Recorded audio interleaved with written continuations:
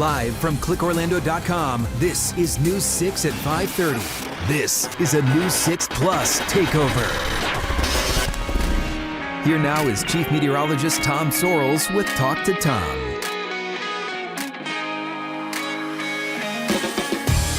Hello, everyone, and welcome back to Talk to Tom. I am Chief Meteorologist Tom Sorrells. Thank you for tuning in to this week's edition. I can't thank you enough for being here. This show is one of my favorite things in the world. If you have questions, you'd like to get them answered, please submit them to clickorlando.com/talktotom.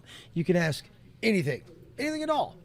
Most people ask weather questions. Some people ask sports questions. Some people ask about, who cuts your hair. I'll be glad to tell you. Just ask the question. We'll try to get to it here on Talk to Tom. All right, today's first question comes to us from our friend Pate. Pate says, when a thunderstorm starts, what causes that amazing smell? Okay, Pate, I think what you're talking about is the first wind that kicks up with the moisture. That's called petrichor. That's when that first little blast of rain comes down, and the wind's rushing away from it, and it kind of kicks up some of the smell out of the earth. It's a mixture of the moisture and the ingredients of the stone and the pores of the earth that you're smelling.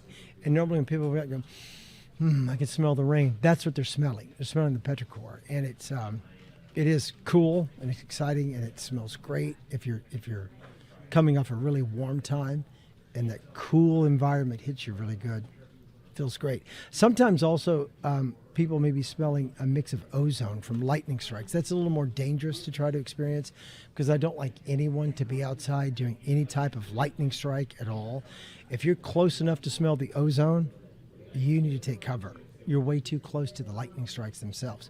So just remember, smell the rain's pretty good, but if you smell something that doesn't smell like rain, but smells a little different, you might be too close to the thunderstorm itself. Get yourself inside, take cover. If you can hear it, fear it. If you see it, flee it. If you can actually see the lightning and hear the thunder, you have to get inside post haste, drop everything, get inside, and stay inside until at least 30 minutes after the last rumble of thunder. So there you go. I hope I answered your question, Pete. I think it's the petrichor that you're smelling when you smell the rain. All right, our friend Dave also sends us a question. Midwest question, he says. Hey, I live in the Midwest. Long time. A decade. When the temperature is just above freezing, but the wind chill or real feel is below freezing, does that mean water and things will freeze? No, Dave, it doesn't. Sometimes if our temperature is freezing and we get super cool water falling out of the atmosphere, we might have, something that freezes and the evaporative cooling might cool us down to freezing points. But when we talk about wind chill factors or the heat index, we're talking about your ability of your body to cool itself. We're not talking about inanimate objects. And water would be one of those, like water, plants even, and for the most part, even your dog or cat, because most of your dogs have on a big heavy coat. We're talking about you and your exposed skin. And so when you see a wind chill factor, if the temperature is like 38 and I've got a 10 mile per hour wind, then the wind chill factor is going to be about 30 because you drop it most of the time a degree per mile per hour. So if we're talking about a wind chill factor, say 25 even, if you got a reading of 36 and the wind chill factor is 25, that's your body's ability to retain heat that's being blown away. When you step outside, it feels like it's 25 to your body as it transports the heat away from you. If the wind stopped blowing, you'd be okay outside in 38 or 40 degrees for a long time. But if you step outside and the wind is blowing, the wind chill factor is 25, it transports your body's heat away. Your body has to work to warm yourself and you get into real trouble. Water does not freeze based on wind chill, and plants do not freeze based on wind chill. It's totally part of the human condition of weather. So thanks for the question. It's a really good question, but no, you will not. The water will not freeze. You don't have to worry about that. Okay, another cold weather question I can see ahead here. Vanessa McAlexander has sent in a question. Is it really important for Floridians to leave their faucet dripping a little during these cold spells? And should the pool pumps be on? Okay, that's a great question. Two different situations. I would say dripping your faucet is not really that important depending on where you live. We talked to someone last week about Oh, what is done by farmers to protect the citrus crops, and how cold did it get? We dropped to an overnight low in Lake County in our big cold front during the week of Christmas. We dropped to 27 degrees for 1 hour's reading, and by the next hour, we were on the way back up. For your house, your interior, to leave water on, normally that's a thing you do in the Midwest or the Mid-South, where temperatures crash all the way down to about the teens. If we, in Middle Tennessee, where I grew up, if the temperature were dropping to say 10, 15, or 20 degrees, we might actually let the water drip to keep it from freezing up. But here in Central Florida, that is normally not the case. Our record overnight low is 18. And so that is cold enough to cause damage if the house is not insulated properly. But with current building codes and probably where you live, unless you live in Marion County or Putnam County or places to the north, I don't think you ever have to worry about letting the water drip. I think that might be a big waste of time for you for only dropping to 28 degrees. Now, if you live in northern Marion County or you live in Alachua County up around Gainesville, and you can hear the sound of my voice, or you're watching me somewhere on News 6 Plus anywhere in the world, well, yeah, your temperatures in the northern part of the state do sometimes get cold enough that you might consider dripping that water and keeping those pipes open. But with an overnight low of about 28 or 30, I wouldn't think that is a big deal at all. Okay, next part of that question, should the pool pump be on? I know for a fact that my pool pump kicks on at 35. If the temperature drops to 35, it goes into emergency mode. If it's 37, 38, it normally does it, but it tells me, boom, hey, we've hit 35 degrees outside, we have to run now. And what's going on with that is that we take the temperature at about 5 or 6 feet above the ground in a white box in a protected zone, right up against the bottom of the ground, some areas in low-lying zones where cold air funnels in. Because remember, it's all localized. So if your house or your home is in a place, a low-lying area where cold air might pool in, and the warm air that you should have kind of lifts out, then you might have some problems with freezing, even though the actual temperature is only about 35. If you're in an area that pools cold air, you might end up with a frozen pool pump. So yeah, I would run my pool pump anytime after 35 degrees to make sure it doesn't pop, because you're gonna get the water running through your pump sitting outside, totally surrounded by cold air instead of in the ground. So it might freeze up something and pop a seal or break your pump out, but most likely it won't. But I do run my pool pump when it gets to 35 degrees. All right, next question. Kevin Nedler says, you're my favorite weather person. Well, hey, Kevin, I like you already. And glad to watch when I came down here in the winter for snowbird retirement time. I remember you when you worked at WBNS 10 TV in Columbus, Ohio. Question, how many stations have you worked at in your career? Other than Orlando, were any cities noteworthy? That's a great question. Kevin, yes, I did work at WBNS 10 TV Columbus, Ohio. It was a CBS affiliate, like the powerful KMG. So I spent most of my career at CBS stations. I've worked at TV 43 in Hopkinsville, Kentucky, WPDE in Florence, Myrtle Beach, WBNS 10 TV, WDIV in Detroit, Michigan, and the powerful WKMG. So it's 5 stations that I've worked at in my lifetime. Most of that time I've been right here in Orlando, because I've been here now almost 23 years. And you know what's really weird is that each of those cities was worthwhile and noteworthy as I got to it. Hopkinsville, Kentucky is an interesting place. I liked it. I liked the Farrell's cheeseburgers. It was very noteworthy. Edgar Casey is from Hopkinsville, Kentucky. I was there at the time when the folks at the 101st Airborne in Clarksville, Hopkinsville, Fort Campbell, Kentucky had one of the greatest tragedies ever, the airplane crash in Gander, Newfoundland, that killed 248 souls. And then I went to Florence, Myrtle Beach, where, you know, I love the Grand Strand and shagging on the beach. I love Florence. I love Myrtle. I love Eastern South Carolina. And then Columbus, Ohio is the 16th largest city in America. And each place that I went to before I hooked up with Post Newsweek Graham Media changed my life and got me ready for this gig. It did. So I loved each place as I got to them. The time at WBNS 10 TV was probably the most significant. The Wolf family sent me back to school at the Ohio State University to finish out my AMS studies. And without them paying for my education, I wouldn't be here now. So yeah, worked out for me. Each place was great. And I could sit here all day saying nice things about Detroit and not run out of things to say. I'd run out of time. I love Detroit too. All right, that's a wrap. So next, what we're going to do, stay with us as we do an interview with the state climatologist, the chief, where we talk about tiger dams and see how they're being used to protect homes following a very busy hurricane season.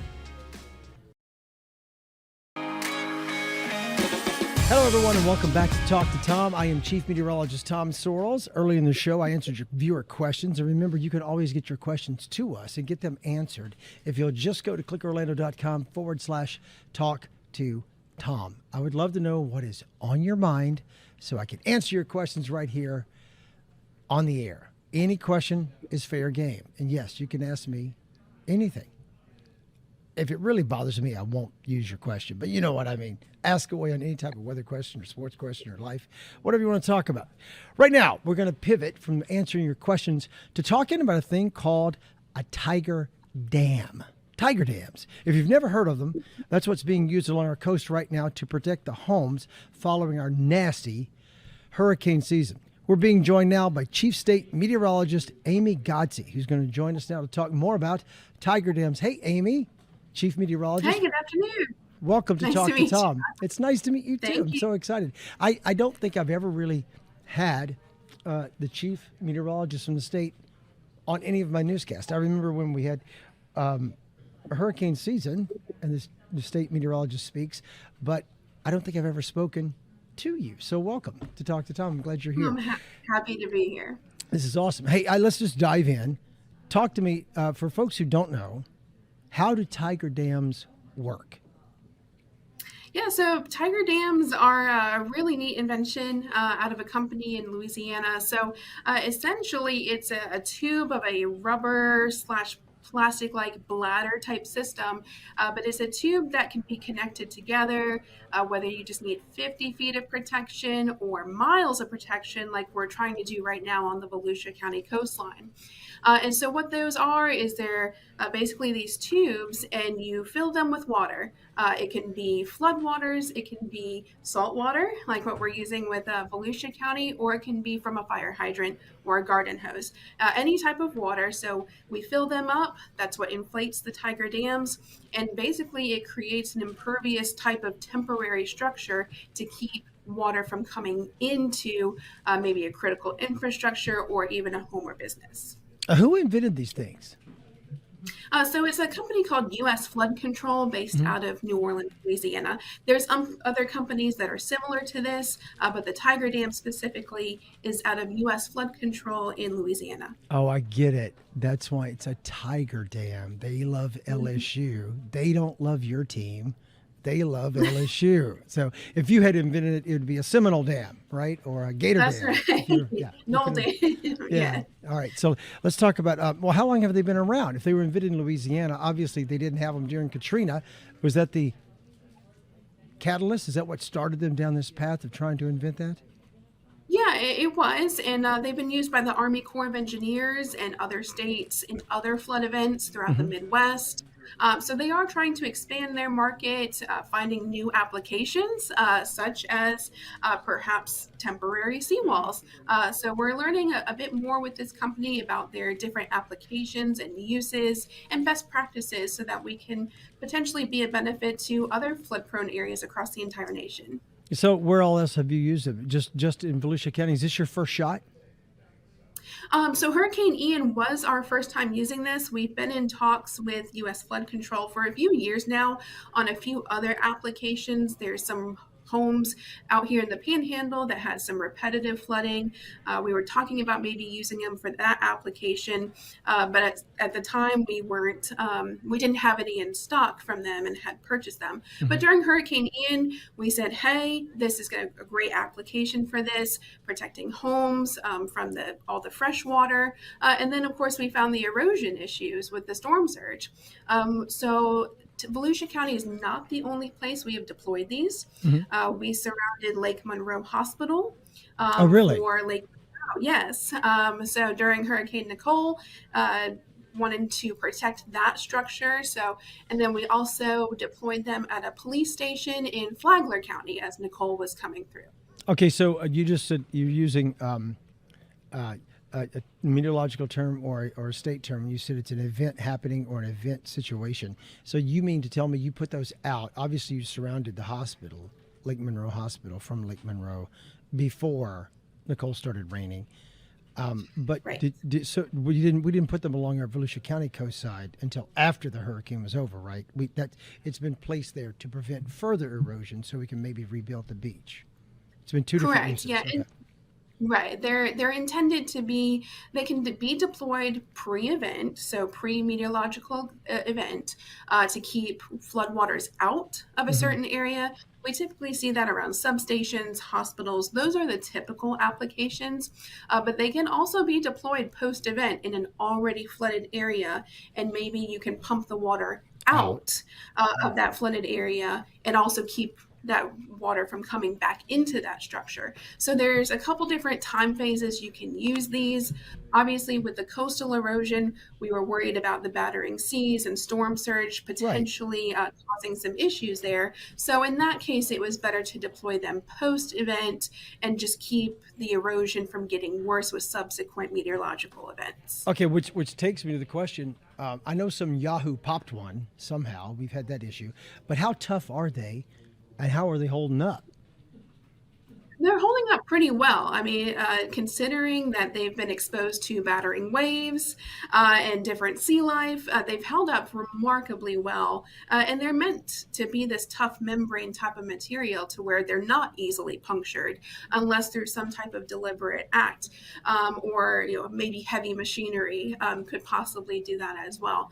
Yeah, in this case, it was unfortunate that that happened, but we were actually quickly able to get that rectified, take out that stretch of Tiger Dam, replace it with new ones, and again, it's still holding up very well to the repeated coastal Awesome. waves, just the wave action. So it's held up really well.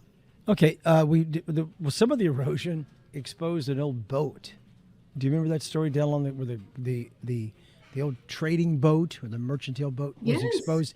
They surrounded that with a Tiger Dam, did they not?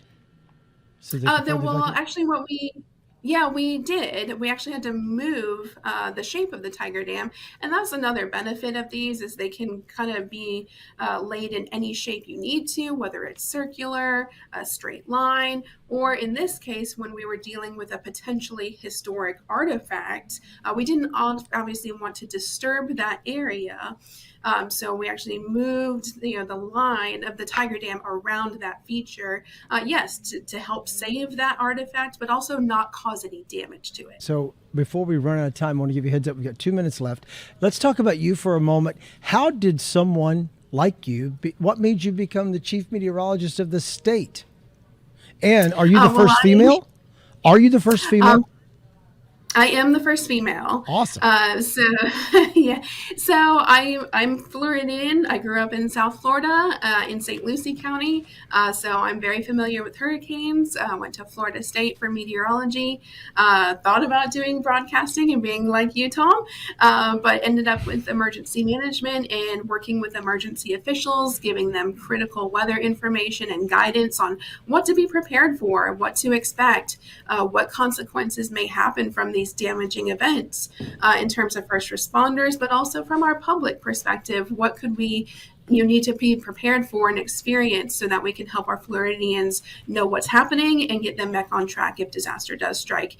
So I've been here for 16 years and I'm loving every minute of it. And I am the first female chief meteorologist. That is fantastic. I'm a big girl dad. I know you don't know that, but I have not one, not two, but three, count them, 3 girls, all of whom crush STEM. So I champion women whenever they can succeed in STEM and do the kind of work you're doing. Was there one event that was the catalyst for making you want to do meteorology real quick?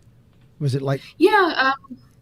Yeah, absolutely. I was pretty young, still in elementary school, but old enough to remember Hurricane Andrew, even though I was on the periphery of it, just being in, seeing the images and wanting to help really bad and just going through that type of event really, places an emphasis on you and keeps that in your brain. And obviously Hurricane Floyd, when it looked like it was coming towards Florida, I was a bit older then and was able to understand what was happening. So those would be kind of the two big events. Awesome. Well, listen, congratulations on your position. I hope we don't have to talk much in the future. I pray for calmer days, calmer seasons. And it was great of you to join us here on Talk to Tom. That is Chief State Meteorologist Amy Godsey. Thank you so much. I appreciate your time. All right, thank you for having me. All right, that's going to wrap it up for us here on Talk to Tom on this Thursday afternoon. Remember, if you'd like to be on Talk to Tom or have a question you'd like to get answered, just go to clickorlando.com/talk to Tom. Submit your question, and I'll get it done for you if I can. And of course, you can watch Talk to Tom anytime on News 6 Plus.